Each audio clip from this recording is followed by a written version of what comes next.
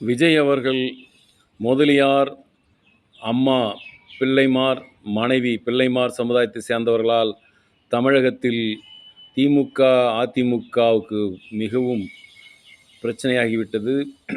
முக்குலத்தோர் ஓட்டு 2.5 கோடி ஓட்டு விஜய்க்கு கிடைக்கும் என்று கருத்து கணிப்பில் தெரிய வந்ததால் திமுக, அதிமுக பதட்டத்தில் உள்ளது.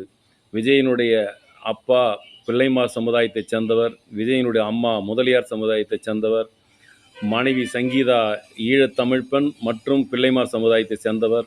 அப்பா கிறிஸ்துவ மதத்துக்கு மாறி உள்ளார்.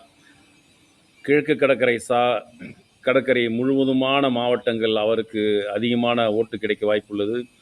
தமிழகத்தில் 2.5 கோடி பேர் முக்குலத்தோர், தேவர், முதலியார், பிள்ளைமார் அடங்கியது அகமுடையார் எல்லாம் அண்ணாதுரை, பொன்முடி போன்ற சமுதாயத்தைச் சேர்ந்தவர்கள் 2.5 கோடி பேர்.